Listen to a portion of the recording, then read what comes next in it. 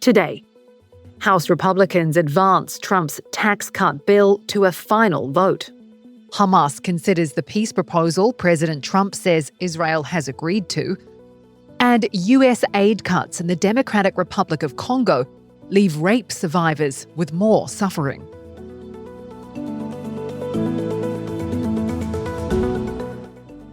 It's Thursday, July 3rd. This is Reuters World News, bringing you everything you need to know from the front lines in 10 minutes every weekday. I'm Kim Vanel in Wanganui, New Zealand.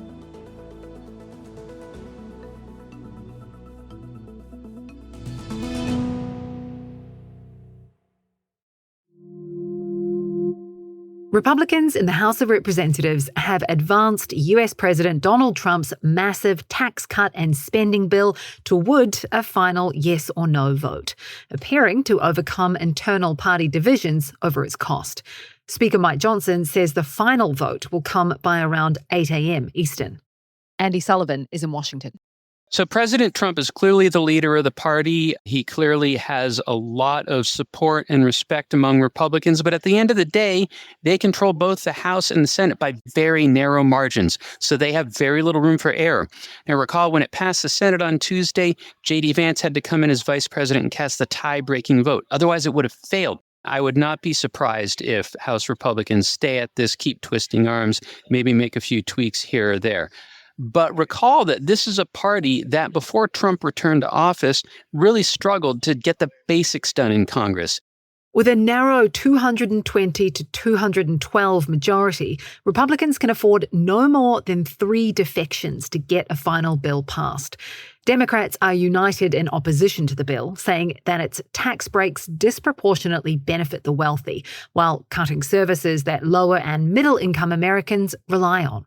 The nonpartisan Congressional Budget Office estimates about 12 million people could lose health insurance. Another deadline looms. This one for the countries targeted by Trump's reciprocal tariffs to get their deals done.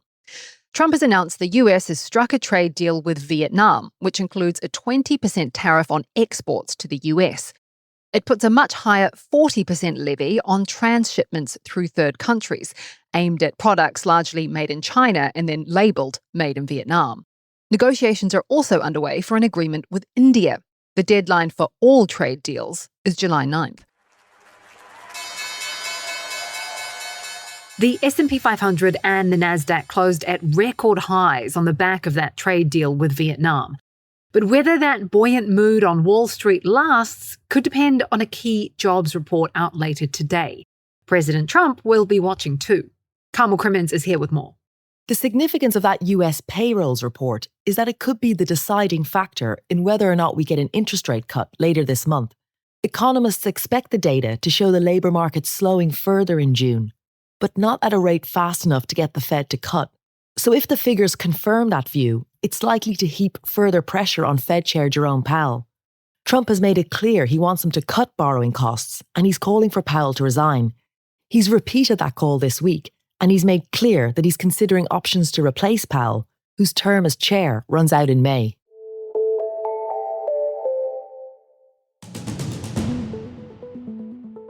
Sean Diddy Combs has been denied bail and will stay in lockup until his sentencing.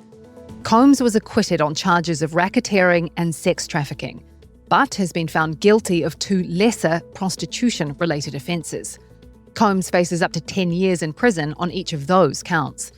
The 7-week trial focused on allegations that Combs forced 2 of his former girlfriends to partake in drug-fueled, days-long sex performances, sometimes known as freak-offs. A judge has blocked Trump's asylum ban at the US-Mexico border. The ruling says Trump's ban of asylum claims and other humanitarian protections exceeds his authority.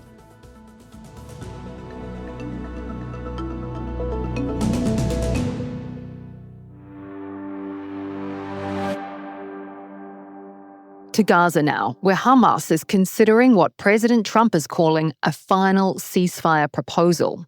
The proposal would mean a 60-day ceasefire, an agreement Trump says Israel has agreed to.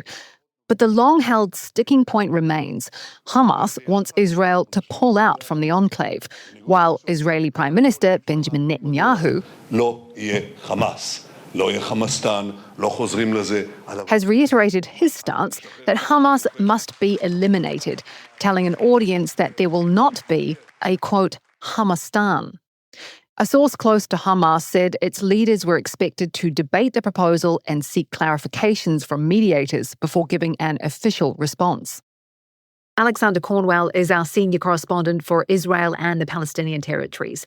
So, Alexander, how likely does a deal actually look right now?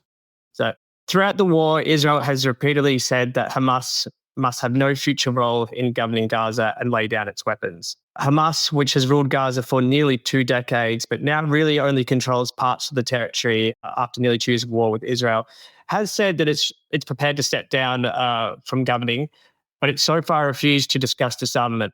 What it has offered is to release the remaining hostages that it's holding as part of a deal that would see the end of the war. So that's what Hamas and Israel were saying before Trump put forward this ceasefire proposal. So far, Hamas has said they're studying it, and some parts of the Israeli government has come out and said there is a majority within the coalition that support the deal, but some have also come out in opposition to it. Obviously, Trump has been pushing this deal, calling it the final ceasefire. What will happen if it collapses? Consequences, I think, are very real, especially for those in Gaza who continue today to bear the brunt of this war. The Israeli military is still carrying out airstrikes. Dozens of Palestinians each day are reported to be killed. And of course, there's severe shortages of food and even basic supplies in Gaza, where many people are going hungry. There are also the hostage families in Israel. There are 50 hostages still being held in Gaza, of which around 20 are believed to be alive. For those families, the ceasefire represents a breakthrough, and without it, there may be little hope that those hostages will be released anytime soon.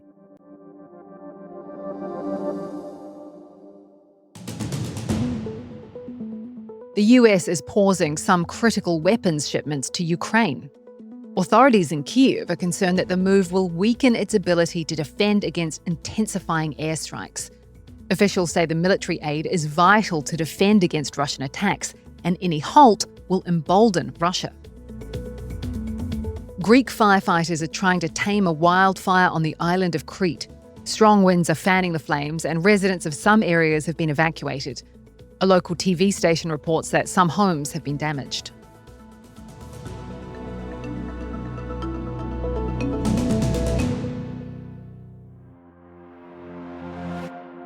Across to Africa, where a Reuters investigation has exposed how USAID cut supplies of emergency kits for rape survivors in the Democratic Republic of Congo. The move leaves thousands of women without access to life-saving medication. Jessica Donati is our West and Central Africa correspondent. Jessica, what's in these kits and why are they so important? The kits are really important because they are administered to victims as soon as possible, ideally within 72 hours, to prevent things like HIV infection, sexually transmitted diseases, and unwanted pregnancies. They're really important also for the dignity of the victim who, after suffering a rape, is now presented with these potentially life-threatening illnesses. There's still fighting in eastern Congo between Rwanda-backed M23 rebels and Congolese forces. That's despite a recent peace agreement signed by the DRC and Rwanda, which denies backing the rebels. Jessica, what impact is the violence having on the shortage of these kits? According to the UN, 7 out of 34 of these health zones in the eastern area where the conflict is worse, they're the only ones that still have some supplies left. Currently, barely 1 in 10 women is getting these kits, which means the other 9 in 10 are exposed to getting HIV, to having unwanted pregnancies and illnesses, which further traumatize them after suffering from these rapes. Jessica and the team reached out to the US government for a response to their reporting, but have not yet received an answer. Trump has said that the US pays disproportionately for foreign aid.